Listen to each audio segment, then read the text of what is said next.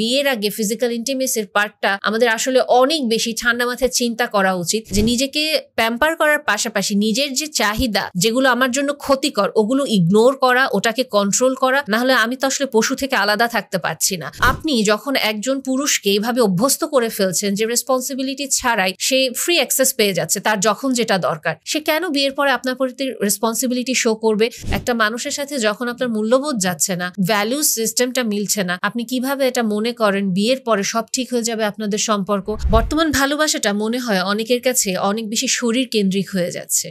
শরীর নেই তো ভালোবাসা নেই, ভালোবাসা আছি বা ভালোবাসি বলতে শরীরটাকে আমরা প্রাধান্য দিই।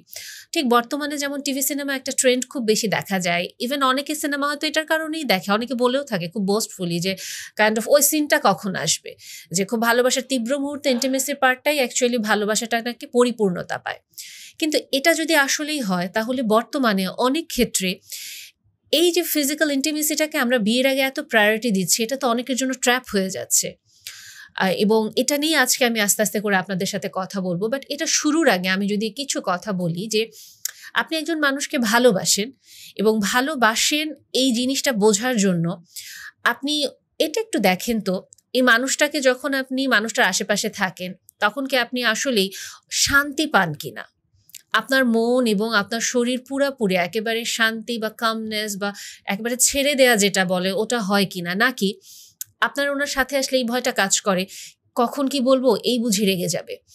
বা আপনি ভালোবাসছেন কিন্তু আপনি অনবরত তার সাথে মিথ্যা বলছেন, ভালোবাসছেন কিন্তু আপনি তার সাথে সবকিছু শেয়ার করতে পারেন না, কারণ তার যদি কোনো রকম ট্রিগার হয়ে যায়, আমি যদি তাকে কোনো রকম খারাপ লাগা দিয়ে ফেলি। আপনি ভালোবাসেন কিন্তু আপনি তাকে কোনো সম্মান করতে পারেন না, আপনি ভালোবাসেন কিন্তু আপনি অনবরত তাকে ভয় পেতে থাকেন, আপনি ভালোবাসেন এবং আপনি ঠিক যে জিনিসগুলো অপছন্দ করেন আপনাকে বাধ্য হয়ে নিজের মন থেকেও না ওটা করতে হয়। যেমন অনেক ক্ষেত্রে এই শরীরের সম্পর্কটা চলে আসে, অনেকেই এসে কমপ্লেইন করে যে বিয়ের আগে সম্পর্কটায় আমি যেতে চাই না, কিন্তু ও কাইন্ড অফ ইমোশনাল ব্ল্যাকমেইল করে বা জোর করে এই সম্পর্কটা আদায় করে নেয়। এবং অনবরত যখন আমি হয়তো এই জিনিসটা অফার করতে চাই না, ছেলে মেয়ে নির্বিশেষে যেই হন না কেন পার্টনার হিসেবে তাকে কন্টিনিউয়াসলি অন্যদের সাথে কম্পেয়ার করতে থাকে। তুমি ব্যাকডেটেড, তোমাকে দিয়ে হচ্ছে না, তুমি কেমন পুরুষ মানুষ, তোমার এই চাহিদা নাই, তুমি কি আদৌ পুরুষ মানুষ, এরকম বিভিন্ন প্রশ্ন। মেয়েদের ক্ষেত্রেও তুমি কেন তোমার বয়ফ্রেন্ডের চাহিদা বুঝতে পারছো না, এটা তো সব খুবই নর্মাল, এটা করলে এমন কি হবে, তুমি যদি একটু আমার সাথে কোঅপারেট করো তাহলেই তো হয়ে যায়। অনেক ক্ষেত্রে তো নিজেকে কমপ্লিটলি জোর করে আরেকজনের উপরে চাপিয়ে দেওয়া হয়। সো ওই পার্টটা থেকে যে আপনি একজনকে ভালোবাসেন কিন্তু উনি আপনার মতামতটাকে রেসপেক্ট করছেন না, বরং উনি যেটা চাইছেন by hook or by crook, emotional blackmail হোক, কাইন্ড অফ টেম্পার টেন্ট্রাম হোক বা যেভাবে হোক ন্যাগিং করে উনি জিনিসটা আদায় করে নিচ্ছেন। আরও যেটা হয় অনেক সময় এই জিনিসগুলো খুব সচরাচর দেখা যায়, একটা সম্পর্কে আপনি আছেন, বলছেন ভালোবাসি, এবং ফিজিক্যাল ইন্টিমেসি আপনাদের অলরেডি হয়তো শুরু হয়ে গিয়েছে বিয়ের আগেই, এবং মানুষটা প্রচণ্ড রকম অ্যাবিউসিভ হতে পারে। ফিজিক্যালি অ্যাবিউসিভ উনি একজন মানুষ, অথবা মেন্টালি অ্যাবিউসিভ একজন মানুষ, অথবা উনি বোধ দিক থেকে অ্যাবিউসিভ, অথবা যেটা করে উনি পাবলিকলি আপনাকে হিউমিলিয়েট করতে থাকে। সবসময় আপনার বাউন্ডারিকে উনি রেসপেক্ট করতে প্রস্তুত না, তারপরেও শুধুমাত্র ইন্টিমেসির জন্য আপনি চেষ্টা করে যাচ্ছেন এই সম্পর্কটা টিকিয়ে রাখতে। আপনি অসংখ্য রেড ফ্ল্যাগ দেখছেন, তারপরেও আপনি সম্পর্কটাতে আছেন কেন? কারণ আপনার কাছে মনে হচ্ছে ওই যে সম্পর্কটা তো হয়ে গিয়েছে, এখন কিভাবে সম্ভব? আরও যদি আমি দেখি যে অনেক ক্ষেত্রে এটা বাদেও বর্তমানে আরও কিছু এগুলো খুব ডেঞ্জারাসলি হচ্ছে, বিভিন্ন ডেটিং অ্যাপস আছে, এবং এই ডেটিং অ্যাপস থেকে যেটা হচ্ছে বিভিন্নভাবে হয়তো যোগাযোগ হচ্ছে, এক পর্যায়ে সরাসরি দেখা করতে চাইছেন। সো ওখান থেকে যে কনসিকোয়েন্সেস আসে, জাস্ট এই পোস্টটা একটু পড়ুন।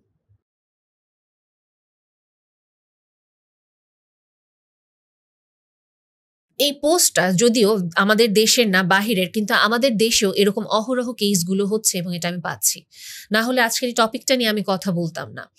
অনেক সময় এরকম দেখা যাচ্ছে আপনি হয়তো সরল বিশ্বাস করে চলে যাচ্ছেন, কিন্তু আপনার জন্য অপর প্রান্তে কি অপেক্ষা করছে আপনি জানেন না। এটা কি শুধু মেয়েদের জন্য হচ্ছে? মেয়েরাই কি শুধু ট্র্যাপে পড়ছে? না, এটা ছেলেরাও সমান তালে ট্র্যাপে পড়ছে। ইনফ্যাক্ট আমি ছেলেদেরকে কয়েকটা কেস দেখেছি, না হলে আমি এটা বিশ্বাস করতাম না, ও ছেলেরাও তাহলে এই ট্র্যাপগুলোতে পড়ছে। আলটিমেটলি এই যে ব্যাপারগুলো একবার হয়ে যাচ্ছে, এরপরে কি হচ্ছে, কন্টিনিউয়াসলি ছেলে বা মেয়েটাকে ইমোশনাল অথবা বিভিন্ন রকম হিউমিলিয়েশনের জন্য ব্ল্যাকমেইল করা হচ্ছে। বলা হচ্ছে পাবলিকলি বলে দিব টাকা দাও, বলা হচ্ছে পাবলিকলি এটা আমি ফ্ল্যাশ করে দিব, আমার সাথে এই সম্পর্ক তুমি বজায় রাখো। মানুষটা যে তার জীবনের সামনে আগাবে, সে বিয়ে করবে, এরকম কোনো অপশনও সে তখন আর খুঁজে পায় না। তখন তার উপর তো আরো বেশি চড়াও হয়ে উঠছে, কাইন্ড অফ তাকে যথেচ্ছভাবে ব্যবহার করা হচ্ছে তখন। এবং সে কারো কাছে গিয়ে যে সাহায্য চাবে সেটাও সে করতে পারছে না, কারণ এই জগৎটায় তো সে নিজের ইচ্ছায় পা দিয়েছিল, কাউকে তো এটা সে বলেনি। এবং ডেফিনেটলি আমাদের পরিবারের মুরব্বীরা বলেন বা আমাদের ওয়েল উইশার যারা বলেন, ওনারা তো আমাদেরকে এই কাজগুলো করতে সবসময় মানা করেন। ওনারা সবসময় এই পার্টটাতে আমাদেরকে বলেন যে নিজের সেলফ রেসপেক্টের জায়গাটা দেখো, তোমার নিজেকে এত সহজেই নিজেকে বিসর্জন দিও না। কিন্তু এগুলো তো আমাদের কাছে বলা হয় ব্যাকডেটেড সব অ্যাডভাইস, সাজেশন, এগুলো আমি কেন ফলো করব? আমার নিজের লাইফ, আমার নিজের ইচ্ছা, আমি যেভাবে ইচ্ছা ফলো করব। বাট আমরা কি এটা বুঝতে পারছি যে আমার ফ্রি উইল প্র্যাকটিস করতে গিয়ে ধীরে ধীরে আমি আমার নিজেকে কি পরিমাণ বিপদের মুখে ঠেলে দিচ্ছি, আমি কি পরিমাণ আমার নিজের জীবনটাকে নিজের হাতে ঝুঁকির দিকে নিয়ে যাচ্ছি। কারণ আলটিমেটলি অনেক ক্ষেত্রেই অনেকেই এই ট্র্যাপগুলো থেকে বের হতে পারেন না, ডিপ্রেশনে চলে যান, সুইসাইডাল অ্যাটেম্প্ট করতে থাকেন, বিধ্বস্ত অবস্থায় চলে যান। তখন পরিবারও অসহায় হয়ে যায় যে কি করবে।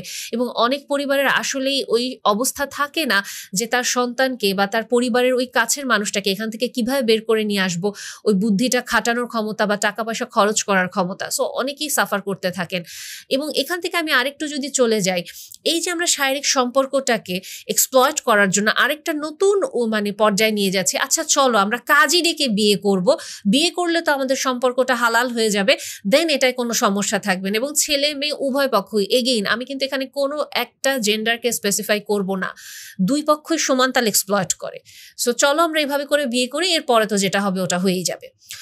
এরপরে যখন আসল বিয়ের কথা আসে, যে আসো এখন তাহলে আমরা পাবলিকলি এটাকে ডিক্লেয়ার করি, আসো আমরা এখন এটা রেজিস্ট্রি করে ফেলি, তখনই দেখা যায় অপর পক্ষ যিনি অ্যাকচুয়ালি ম্যানিপুলেট করেছেন ফিজিক্যাল ইন্টিমেসির জন্য, তার শরীর খারাপ লাগে, তার ব্যবসা চলে আসছে, তার পরিবার এটা মানবে না, আচ্ছা আমরা যে ডিভোর্স দিয়ে দিব, এটা হবে না বিয়ে। এবং যিনি আসলে এক্সপ্লয়েটেড হয়েছেন, ম্যানিপুলেটেড হয়েছেন, উনি তখন অথৈ সাগরে পড়ে যান, কারণ উনি কমপ্লিটলি ওনার ইমোশনটা ইনভেস্ট করে ফেলেছেন। ফিজিক্যাল ইনভেস্টমেন্ট তো ওনার জন্য ডেফিনেটলি অনেক বড় কিছু, এবং উনি যদি একজন বিলিভার থাকে তখন উনি কমপ্লিটলি ভেঙে পড়ে যান যে আসলে আমি এটা কি করলাম, আমার সাথে এটা কি হলো। এবং অনেক ক্ষেত্রেই আমি যে কথাগুলো বলছি যে বিয়ের আগে ফিজিক্যাল ইন্টিমেসির পার্টটা আমাদের আসলে অনেক বেশি ঠান্ডা মাথায় চিন্তা করা উচিত। এই পার্টটাতে আমি যদি একটা কথা বলি, দেখেন একটা মানুষের সাথে একটা পশুর আসলে পার্থক্য কোথায়। একজন পশু তার যে হঠাৎ করে ইম্পালস আসে বা তার যে ইনস্টিংক্ট, সে কিন্তু এটা কন্ট্রোল করতে পারে না, অনেক সময় চিন্তা করতে পারে না, ওর যা মনে হচ্ছে ও তাই করছে। আদিম যে প্রবৃত্তি আমরা বলি, যখন যেটা মনে চায় ওটা করে। কিন্তু একজন মানুষ হিসেবে আপনার যদি হঠাৎ করে ফিজিক্যালি ইন্টিমেট হওয়ার একটা চাহিদা চলে আসে, আপনি তো এই কারণেই মানুষ যে আপনি আপনার ইম্পালস কন্ট্রোল করতে পারবেন, আপনার নিজের উপরে আপনার একটা কন্ট্রোল আছে। সেলফ লাভ অবশ্যই দরকার, নিজেকে নিজের ইচ্ছার প্রাধান্য দেওয়া অবশ্যই দরকার। বাট আমাকে তো এটাও শিখতে হবে যে নিজেকে প্যাম্পার করার পাশাপাশি নিজের যে চাহিদা, যেগুলো আমার জন্য ক্ষতিকর, ওগুলো ইগনোর করা, ওটাকে কন্ট্রোল করা। না হলে আমি তো আসলে পশু থেকে আলাদা থাকতে পারছি না। এবং আরও যদি আমি একটা জিনিস বলি যে আচ্ছা আপনারা মেয়েরা যারা আছেন তারা যদি একটু হিসেব করে দেখেন, কারণ অনেক ক্ষেত্রে মেয়েরা এখানে বেশি ভিকটিম হয়ে থাকেন। সো মেয়েরা যারা আছেন একটু চিন্তা করে দেখেন তো, আপনি যখন একটা ছেলেকে বিয়ের আগে আপনার ফিজিক্যাল ইন্টিমেসিটা অফার করছেন বা আপনি ওনার সাথে ইন্টিমেট হচ্ছেন, প্রেমিকার সম্পর্কে দায়িত্ববোধটা অনেক বেশি কম থাকে, ওখানে কোনো দায়িত্ব থাকে না। রাগ হলেন ফোনের লাইন কেটে দিলেন, 2-4 দিন দেখা করবেন না, 1 সপ্তাহ পরে একজন আরেকজনের সাথে আমি সরি বাবু তুমি আমার কথা বোঝো না কেন এই বলে আবার প্যাচ আপ করে ফেলেন, শেষ। কিন্তু বিয়ের পর কি আদৌ এই রেসপন্সিবিলিটিটা এত হালকা থাকে? তখন কিন্তু এরকম হয় না। সো আপনি যখন একজন পুরুষকে এইভাবে অভ্যস্ত করে ফেলছেন যে রেসপন্সিবিলিটি ছাড়াই সে ফ্রি অ্যাক্সেস পেয়ে যাচ্ছে তার যখন যেটা দরকার, সে কেন বিয়ের পরে আপনার প্রতি রেসপন্সিবিলিটি শো করবে বা সে কেনই আসলে কমিটমেন্টটাতে যেতে চাইবে? কারণ সে তো অ্যাকচুয়ালি কমিটমেন্টে যেতে চাইছে না দেখে আপনার কাছে দ্রুত এই জিনিসটা আদায় করে নিচ্ছে, কিন্তু আপনি আপনার আবেগের কারণে একটা ট্র্যাপে পড়ে যাচ্ছেন। এবং আরেকটা জিনিস, আপনি একটা জিনিস এভাবে চিন্তা করে দেখেন, আপনি একজন মানুষকে আপনার ফিজিক্যাল ইন্টিমেসি অফার করছেন, আপনি যখন তখন প্রেগনেন্ট হয়ে যেতে পারেন। কন্ট্রাসেপশন নিলেও মেয়েরা অনেক সময় প্রেগনেন্ট হয়ে যায়। আপনারা যতই বলেন আমি প্রিকশন নিচ্ছি, না, এটা হয় না। জিনিসটা এইরকম, আপনার সাথে উনি ফিজিক্যালি ইন্টিমেট হলো, এবং তারপরে ওনার কোনো দায়িত্ব নাই, আপনি এটার কনসিকোয়েন্সেস নিয়ে নেবেন। প্রেগনেন্ট হলে আপনি যদি বাসের মানে নিচে পড়ে মারাও যান, ট্রেনের নিচে পড়ে মারাও যান, তার কিচ্ছু যায় আসে না। কার সাথে আপনি ইমোশনাল বা ফিজিক্যাল ইনভলভমেন্টে যাচ্ছেন এবং লাইফ লং যে ট্রমাটা ক্যারি করছেন, ইন ফিউচার আপনার লাইফে যে পার্টনারটা আসবে, আপনি কি ওই ট্রমা থেকে বের হয়ে আপনার পার্টনারকে আপনার বেস্ট সেলফ অফার করতে পারবেন? এবং আপনি আসলেই কি নিজেকে আসলেই ওই ট্রমা থেকে বা ওই যে আপনি অ্যাবর্শন করে ফেললেন ওই অনুতাপ বোধটা থেকে নিজেকে বের করে নিয়ে আসতে পারবেন? অনেক ক্ষেত্রে মেয়েরা পারে না। অনেকেই পারে যারা অ্যাকচুয়ালি বলে যে পারছি, কিন্তু ইন দ্য লং রান মেয়েরা ব্রুটালি সাফার করে। এবং আরেকটা ব্যাপার যদি আপনি চিন্তা করেন, একটা সময় ছিল যে একটা মেয়েকে একজন ছেলের অর্জন করতে হবে, এবং কাইন্ড অফ হৈমন্তীর একটা লাইন আমাদের মেয়েদের খুব পছন্দ, রবীন্দ্রনাথ ঠাকুরের ছোট গল্প, যে সে আমার সম্পদ, সম্পত্তি না। কিন্তু এগেইন আপনি যখন আপনার নিজেকে এত অ্যাভেলেবল করে দিচ্ছেন, আপনি আপনার ইম্পালস কন্ট্রোল করতে পারছেন না, ওই মানুষটাকে খুশি করার জন্য, সোসাইটিতে ফিট ইন করার জন্য, আপনার স্টেটাসকেও মেনটেন করার জন্য আপনি জাস্ট ওনার আবদারটা মেনে নিচ্ছেন, আলটিমেটলি আপনি কি আসলেই ওই যে অর্জন করতে হবে বা অ্যাচিভ করতে হবে এই পর্যায়টায় আপনি থাকছেন? আপনি তো ওটাই থাকছেন না। এবং আলটিমেটলি ওই মানুষটাকে আপনার অন্তরঙ্গ মুহূর্ত ভিডিও করছে কিনা, পরবর্তীতে এটা নিয়ে সে তার ফ্রেন্ডদের সাথে মজা নিবে কিনা বা আপনাকে ব্ল্যাকমেইল করবে কিনা, আপনি আবেগের বশে এগুলোও কোনো কিছু বিচার করতে পারেন না। কিন্তু আপনি যেটা করেন, আপনি একজন অ্যাডাল্ট পার্সন হয়ে আপনি কনসেন্ট দিচ্ছেন, আপনি নিজ স্বেচ্ছায় আপনি ইন্টিমেট হচ্ছেন, কিন্তু পরবর্তীতে মানুষটা যখন ডিচ করতে যায় আপনার তখন মনে হয় ও তো আমার ইমোশন নিয়ে খেলা করেছে। অথচ আপনার আশেপাশে অহরহ আপনি জানেন এই জিনিসগুলো হচ্ছে, চিটিংগুলো হচ্ছে, বিট্রিয়ালগুলো হচ্ছে, ব্ল্যাকমেইলিংগুলো হচ্ছে, বাট আপনি মনে করছেন না আমার লাইফে হি ইজ দ্য ওয়ান, সে কখনো এরকম করবে না, ও কখনো খারাপ হতে পারে না, এবং আমি আমার ভালোবাসা দিয়ে আমি ওকে একেবারে বদলে ফেলবো, ও আমার বাবু, ও আমার জান, আমি ওকে এমন বদলাবো যে জীবনে ও আর ওই পথে যাবে না, ও 100টা মেয়ের সাথে খারাপ করতে পারে কিন্তু I am the one for him. আপনি কমপ্লিটলি একটা স্বপ্নের জগতে আছেন, you are not the one. আপনাকে সে ঠিক অন্যদের মতো করেই ট্রিট করছে, কিন্তু আপনার ভেতরে অ্যাকচুয়ালি আপনি বোকা, আপনি গোয়ার, এ কারণে আপনি অন্যদের কথা শুনছেন না, আপনাকে ম্যানিপুলেট করা খুবই সহজ, এবং আপনি আবেগের বশবর্তী হয়ে সেই হি ভার্সেস পুরো হোল ওয়ার্ল্ডকে আপনি দাঁড় করিয়ে দিয়ে তার সাথে যাচ্ছেন, আপনি তার সাথে আপনার সবকিছু অফার করার পরে সাফারিংসে যখন যাচ্ছেন, দেন এগেইন আপনি অন্যদের কথা শোনেননি, আপনি যে রেসপন্সিবিলিটি নেবেন আপনি ওটা নিতেও প্রস্তুত না, আপনি ভিকটিম হয়ে যাচ্ছেন। সো বিয়ের আগে ফিজিক্যাল ইন্টিমেসিটা যতটা আপনার কাছে খুব আকর্ষণীয় মনে হচ্ছে, আপনি যতটা মনে হচ্ছে যে আপনি অনেক আনন্দ পাবেন, আপনি অনেক প্লেজার ফিল করতে পারবেন, আলটিমেটলি এখানে আপনার কোনো রেসপন্সিবিলিটি নাই, আপনার পার্টনারের কোনো রেসপন্সিবিলিটি নাই, সারাক্ষণ একটা ফ্যান্টাসির জগতে থেকে অলরেডি আপনি ইমোশনালি ট্রিগার্ড হয়ে থাকেন। সো আনন্দ উত্তেজনা আপনার কাছে অনেক মনে হয় যে খুব সুন্দর মোমেন্ট কাটিয়ে আসলাম। বিয়ের পরে এরপরে যেটা সাইড ইফেক্টগুলো আসে, আমার হাজব্যান্ড বা আমার ওয়াইফের সাথে তো আমি এগুলো ফিল করি না। কেন ফিল করবেন আপনি তো ইমোশনালি ইনভেস্টেড তখন হতে পারছেন না, আপনার তখন 1000টা দায়িত্ব নিয়ে দেন আপনাকে ওই সম্পর্কটায় যেতে হচ্ছে। সো আপনি তো অলরেডি নিজের পায়ে নিজে কুড়াল দিয়ে মেরেছেন, এবং আপনি কন্টিনিউয়াসলি আপনার এক্সের সাথে আপনার হাজব্যান্ড বা ওয়াইফকে আপনি তুলনা করতে থাকেন, নিজের অজান্তে করেন, জেনে করেন, এবং সামনের মানুষটাকে জানিয়ে করেন বা সামনের মানুষটাকে না জানিয়ে করেন। সো বিয়ের আগে এই যে ফিজিক্যাল ইন্টিমেসির পার্টটা, এইখান থেকে অ্যাকচুয়ালি আপনি তো ভালো কিছু পাচ্ছেন না। এবং আরও যদি আমি বলি যে ছেলেদের ক্ষেত্রেও যে জিনিসটা হয়, আমরা সাধারণত মেয়েরা কি বলে থাকি যে হ্যাঁ মেয়েরা ইমোশনালি অনেক ইনভেস্টেড হবে, দেন যার প্রতি ইনভেস্টেড হবে তার সাথে কি ফিজিক্যাল ইন্টিমেসি অফার করবে। বর্তমানে অনেক ক্ষেত্রে হয়তো এই কথাটা খাটে না।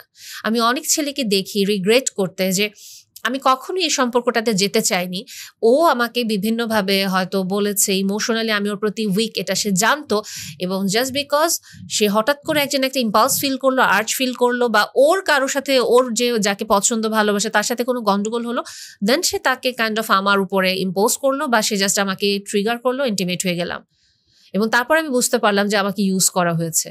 দেন এগেইন আপনি একজন ছেলে, আপনি একজন অ্যাডাল্ট, আপনি যদি আসলেই না চান, আপনাকে তো আসলেই ওই জায়গাটাতে আপনাকে নিজেকে আটকাতে হবে, আপনাকে ওই লিডটা নিতে হবে যে তুমি যদি আসলেই আমাকে ফিল করো, আমাকে যদি আসলেই ভালোবাসো, দেন আমি জিনিসটা যেভাবে চাইছি একটা ডিসেন্ট ওয়েতে বিয়ের পরে আমরা তখন সেভাবেই হব। যদি তোমার এতে মনে হয় আমার পৌরুষত্ব নেই, আমি কম পুরুষ, then maybe I am not for you. আমি আসলেই তোমার সাথে আমার মূল্যবোধটা যাচ্ছে না।